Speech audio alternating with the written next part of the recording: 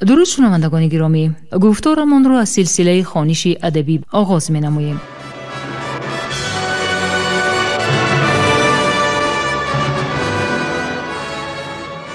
با توجه شما کتاب کسینوفونت تحت عنوان کروشنامه در ترجمه، تحریر، سرسخن و توضیحات دکتر علم‌های فلسفه پروفسور رمضان نظریف در قرائت کارمند شایسته تاجیکستان علیزاده عبدالرشید خوجمقل تقدیمتان می‌گردد. گفتار 16. سلسله مذکور با هدایت و دستگیری اساسگزار صلح و وحدت ملی پیشوای ملت پرزیدنت جمهوری تاجیکستان محترم امامعلی رحمان به چاپ رسید.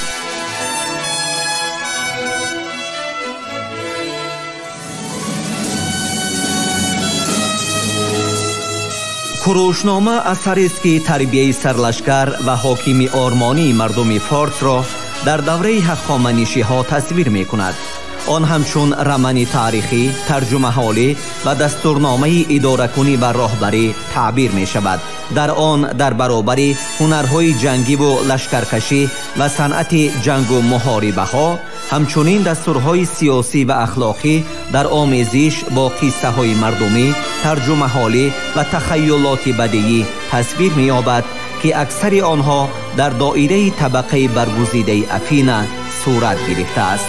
همچنین کروشنامه درباره خصلت و سیرت کوروش بزرگ معلومات می‌دهد. کتاب دوم، باب یکم.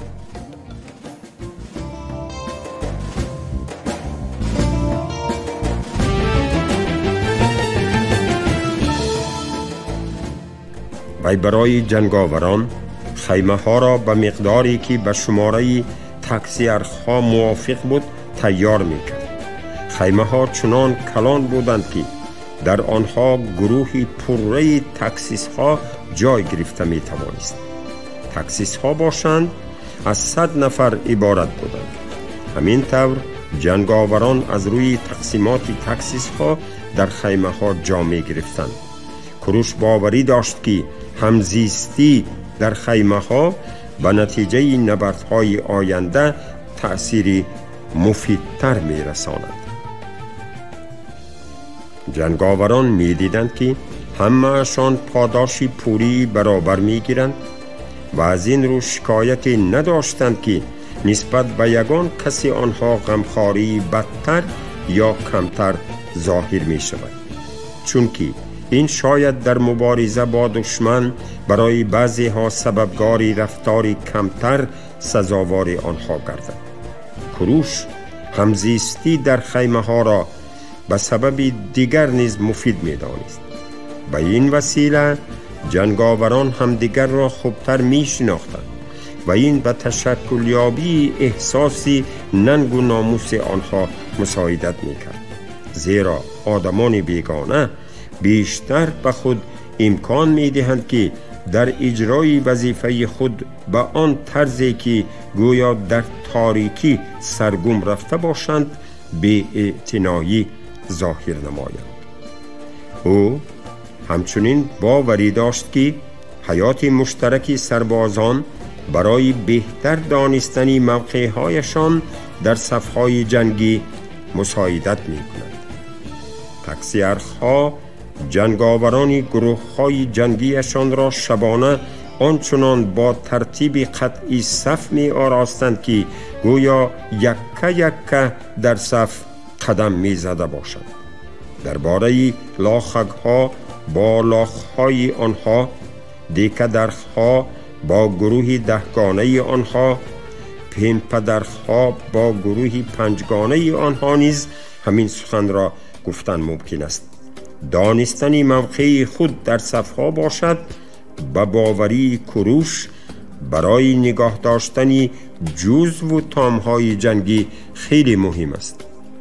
اگر ترتیب این دسته ها ویران شود، برقرار کردن آنها آسان خواهد بود، مانند آن که مثلا برقرار کردن عمارتی که از سنگ و بالارهای چوبین ساخته شده است در صورت فرو رفتن این عمارت آن را از نو برقرار نمودن به شرط ممکن است که هر یک سنگ یا چوب علامتی نشان دهنده داشته باشد که آنها قبلا در این عمارت کدام جای را اشغال کردند.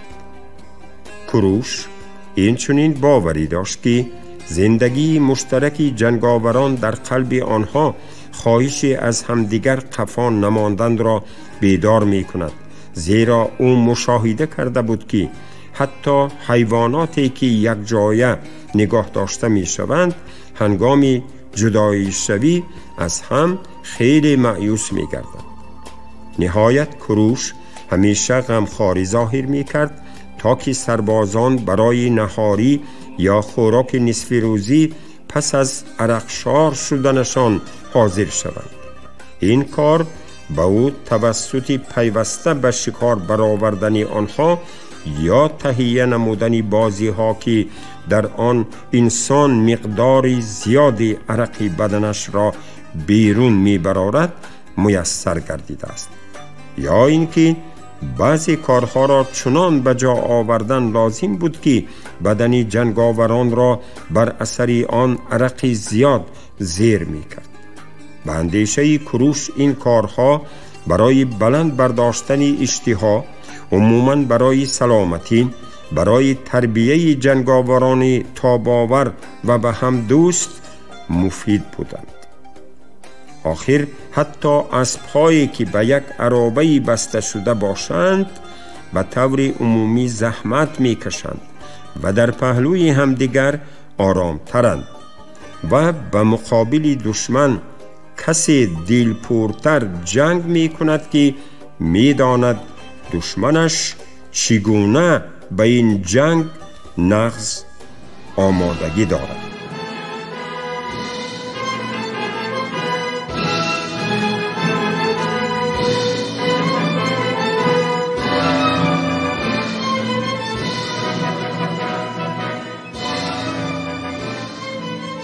کوروش برای خود خیمه تیار کرده بود که در آن همه دعوت شدگان هنگام خوراک نصف روزی جای گرفته می توانستند.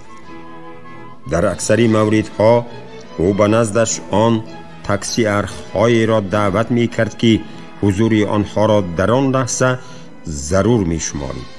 اما او بعضی لاخگ‌ها، دیکدرخ‌ها، پیمپدرخ‌ها و حتی جنگاوران عادی را نیز دعوت می کرد.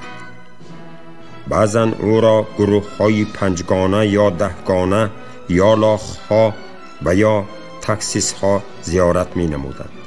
او به نزدش جنگاورانی را هم دعوت و اکرام می نمود که آنها طبق مشاهده هایش محض چنان عمل می نمودند که خودش نیز اگر در جای آنها می بود چنین رفتار می نمود. به همه آنهایی که به خوراک نصف روزی دعوت شده بودند همان طعامها عیناً همان طوری که برای خود او می آوردند پیشکش می گردیدند. گیپریت‌هایی که در لشکر خدمت می کردند از او به قدر دیگران معاش می گرفتند. به عقیده او آنها کمتر از قاصد یا سفیر سزاوار احترام نبودند. کوروش می خواست که در شخصیت آنها یاورانی وفادار، دانا، از امور حربی با خبر، با غیرت، چست و چالاک، ناترس و بیباک را داشته باشد. گیپریت‌ها بغیر از خصلت‌هایی که به جنگاوران بهترین خاص بودند می بایست بی چون و چرا اجرا نمودن هر یک وظیفه را یاد گرفته انجام دادن همه فرمانهای سرلشکر را وظیفه اساسی خود شمارند.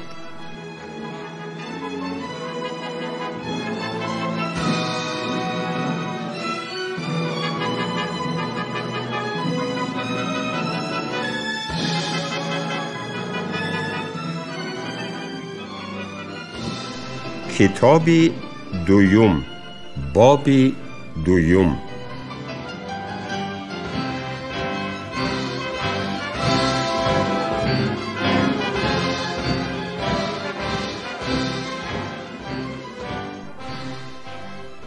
کوروش پیوسته در نسبت مهمانانی که در خیمه او جمع می آمدند غمخواری ظاهر می نمود تا آنها صحبت‌هایی برای جامعه گوارا و تشویق کننده نیکی داشته باشد. باری او به صحبت زیرین شروع کرد: جنگاوران، در بین همیراقانمان اشخاصی هستند که به قدر ما تربیت نگرفتند. پس آیا آنها در جامعه و هم در مبارزه با دشمنمان نسبت به ما بدتر خواهند بود و یا کاملا از ما فرقی نخواهند داشت؟ گشتاسپ به این سوال جواب داده گفت: من شاید عمیق نمیدانم که دیگران هنگام دوچار شدن با دشمن چگونه رفتار خواهند کرد، اما در جامعه به خدایان قسم میخورم که بعضی این اشخاص خودشان را خیلی بی‌آداب نشان دادند. به نزدیکی که اکثر به هر تاکسیست چاروای معین را برای کشتن میفرستاند و به هر کدام ما 3 و یا از این هم زیادتر طبقی گوشت آوردند.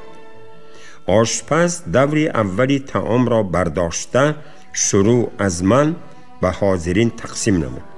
وقتی که او دوباره پیش آمد، من به او فرمان دادم که از شخص آخرین آغاز نموده به همه از روی ترتیبی برعکس طعام بیارد. آنگاه یکی از سربازانی که در مابین نشسته بود خطاب کرد: قسم به نام زیوس که به ما نصیبی با عدالتانه نمی رسد، زیرا از آنهایی که در مابین نشستند هیچگاه تقسیم طعام را شروع نمی کنند. با شنیدن این سخنان من خیلی غمگین شدم که او خود را فریب خورده می شمارد و در حال او را به نزدم دعوت کردم.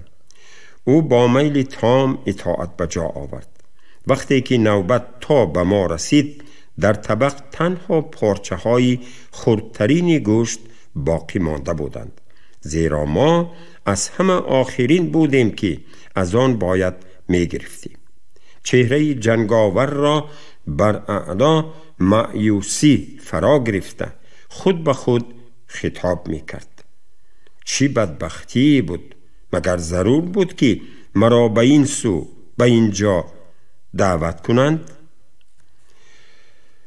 سپس من گفتم: آرام شو، اکنون او از جانب ما تقسیم طعام را آغاز می کند و تو اولین شده برای خود پارچه کلانترین را انتخاب خواهی کرد.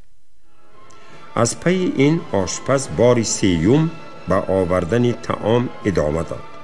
این دوری آخرین تقسیم بود.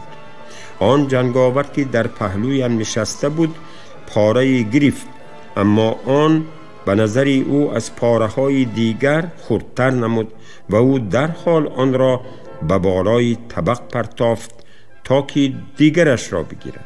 اما آشپز با گمان آن که او از گوشت دست می کشد، پیش از آن که جنگاور پاره دیگر را بگیرد طبق را به نزد دیگران بردن گرفت. چون این گردش کار آن جنگاور را آنقدر غم و اندوه زیاد فرا گرفت که در حال آشفتگی و خشم از تقدیرش به بدترین حالت روحی دچار آمده چاشنی باقی مانده در دست داشتهش را نیز به زمین چپه کرد. لاخگی که در پهلویم نشسته بود دستانش را به هم زده خندید. وانمود کردم که سلفه می کند، اما خودم را از خنده نگاه داشته نتوانستم. من همین است کوروش، قصه ای که من به تو درباره یک نفر همیراقم بیان نمودم. این واقعه را شنیده البته همه خندیدند، اما تکسیرخی دیگری گفت: کوروش، چنین به نظر می رسد که با او در حقیقت معامله نمودن با آدمی بداخلاق راست آمده است. اما چندی پیش تو ما را تعلیم داده، بعد جنگاوران را پراکنده کردی و به هر یک تاکسی ارخ فرمان دادی که به تاکسیس هایمان نیز همین گونه تعلیم دهیم. من مثل دیگران رفتار کرده یک نفر لاخ را به عهده گرفتم و به تعلیم او شروع نمودم. در صف پیش یک لاخک در پسی وی جنگاوران را به آن ترتیبی که به نظرم ضرور می نمود گذاشتم. پس از این من در پیش آنها ایستاده با رسیدن وقت به سوی گروهی صف آراسته نظری انداختم و فرمان دادم که به پیش حرکت کنند. در آن حال جنگاوری جوانی از پسی لاخک برآمده به پیش دوید. این را دیده به او گفتم: ای مرد، تو چی کار میکنی؟ او جواب داد: به پیش حرکت میکنم چنانی که امر دادی، اما من فقط به تو نی بلکه به همه فرمان دادم. جنگاور این سخنان را شنیده به طرف باقی مانده لاخیدها روی آورده گفت: آیا تحقیر او را نمیشنوی؟ او به همه فرمان میدهد که به پیش حرکت کنند.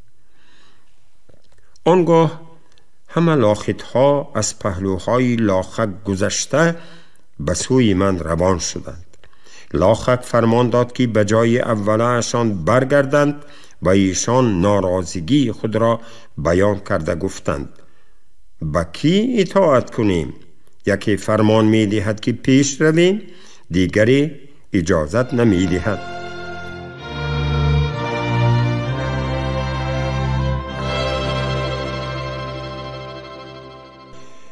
من به همه حادثه های رخ داده آرامانه مناسبت کرده تمام گروه جنگی را از نو صف آراستم و فرمان دادم که یگان کس از جنگاورانی در صف عقب ایستاده نباید از آنهایی که در صف اول ایستاده بودند بر وقت تر حرکت کنند. همه باید احتیاط باشند که از پس همدیگر حرکت بکنند. در این حال به نظرم جنگاوری آمد که به جانب فارس می رفت و او به من درباره نامه خاطر رسان نمود که به خانه نوشته بودم و می خواستم همراهی او ارسال نمایم. لاخک در کجا بودن مکتوب را می دانست و من به او فرمان دادم که دوید آن را بیارد. او دوید و جوانی که جوشن پوشیده در دست شمشیر داشت از پس او به پیش حرکت نمود و همه جنگاوران باقی مانده نیز این حالت را مشاهده نموده از پی او شتافتند. همه آنها نامه را گرفته بازگشتند. همین طور لاخی من همه فرمایش های تو را دقیق به اجرا می رساند.